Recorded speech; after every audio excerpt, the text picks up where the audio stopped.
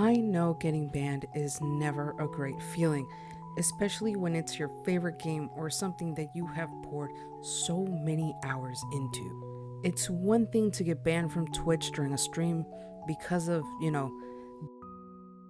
or getting banned from Splatoon 2 because you have to defeat cheaters by cheating.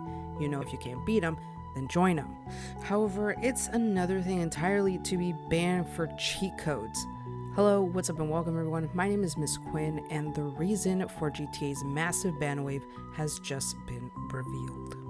I personally like playing GTA even though I honestly haven't played it in such a long time. I have been mostly playing as a cowboy and making sure that my honor is as high as it could be by doing chores around the camp.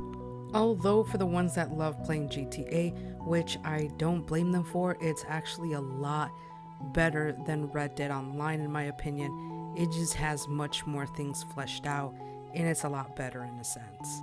But anyway, released in September 17, 2013, this game continues to have such a high player base. And with that player base comes a few problems. GTA Online, like any other online game, has its fair share of cheaters, and it has been a tough ride, and for that, the bans have started. Yes, that's right, I hope you have your codes, because winter is here. Duplicating accounts violates the terms of service which Rockstar has in place. At first, I had no idea what account duplication meant and what it does, which was kind of, in a way, I don't know why I didn't figure that out, since it's kind of in the name. Well, like I said earlier in the video, in order to get really good money, a decent looking nightclub, or a bunker that doesn't make you cry inside, you need to spend hours upon hours just grinding it out. If you love doing missions for hours with your friends or by yourself or sticking up shops, then you're golden. But a lot of people don't like that and very much enjoy that. Like for example, if I was a brand new player and I played for a month or so, but then I got tired of the grind, which I was no longer having fun, well, then I have options. I can shell actual money out in order to exchange it for shard cards, which is obviously an online currency in the game, or grind away at the game. But what if I can skip all of that? No more grind, no more spending actual money, like no more of that. What if I can skip it? Duplicating accounts cuts away all the grinding needing to be done and gets you straight into being a high rank with lots of money. All I have to do is a glitch that allows me to copy the stats of another player of any other account that I want. And now with all that money I've gained, I'll be able to have that amazing looking nightclub with all the bells and whistles and make sure everyone comes to my club and pays me what I am due. Now, while this glitch isn't new by any means, this doesn't mean it doesn't violate the terms of service. But what people are having a problem with is the fact that Rockstar has been targeting high-ranking duplicated accounts in the ban wave, causing a lot of mixed reactions. I understand the people who got banned in a way because they were high-ranking, and it seems like Rockstar are making an example of them. But why just ban the high-ranking ones and not everyone? I get wanting to set an example, but if it's against terms of service, then shouldn't everyone be banned, not just those select few? Don't get me wrong, I don't like grinding out hours into a game when I come home from work tired and now I have to grind it out in GTA. I honestly don't like that, which I understand why people go into glitches. However, that makes playing the game vastly annoying because now you're playing with cheaters and someone who can easily get everything that they want because of some cheat codes. It makes it really unfair for those people who don't want to shell out money for them stupid shard cards and don't want to risk a potential ban because of doing some cheat codes. The only cheat codes I ever used in GTA was in GTA San Andreas when I loved making my car fly, and that super jump and the jetpack. Those were my favorite cheat codes.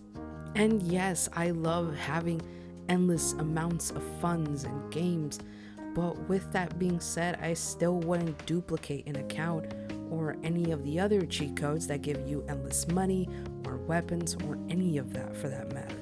I understand for some people it adds to the fun of the game, but for others it just makes it extremely annoying when you're constantly being blown up by people that, again, have endless funds and endless weapons because of the cheat codes that they can use at their disposal. Now, when I played GTA Online with a former friend, we noticed that after a while of forcing the other to respawn, we became see-through to each other, and another time he couldn't see me or interact with me whatsoever. So why not set something similar to that once the player inputs a cheat code or duplicates an account? Make them unable to interact with another player or transfer those cheaters into a different server on their own. If they want to cheat, they can cheat, but let them cheat in a server with other cheaters. It's another option besides having to ban them outright, but hey, that's just my opinion. No one likes to be banned from a game that they have spent hours playing with their friends or so many resources into. It honestly sucks. That is the kindest way that I can say it here on YouTube. It really, really stinks. But again, if you're going against terms of service, then I can see why you're being banned, because it's making the game just unenjoyable for everybody. But I don't think Rockstar cares about the enjoyment of everybody.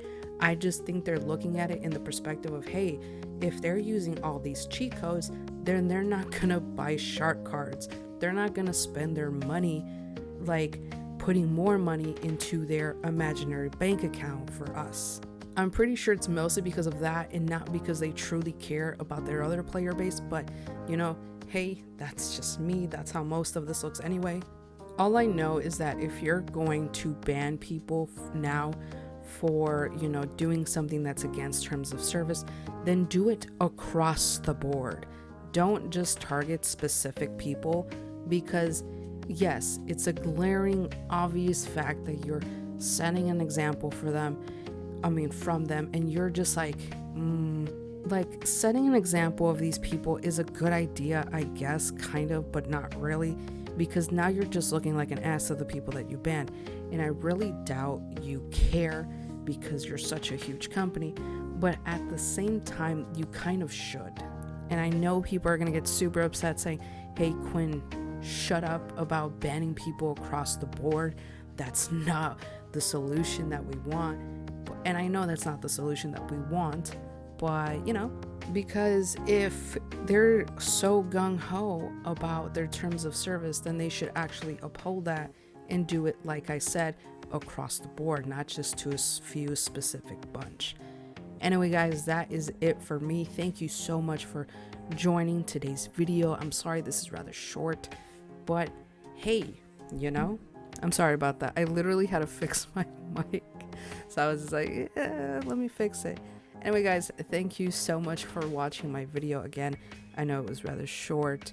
It's been kind of a slow week for me in terms of finding something that I really want to talk about with you guys, and this was something interesting to me because I don't like anything that exploits games, like cheaters. And by cheaters I mean, you know, obviously cheat codes, there's hackers.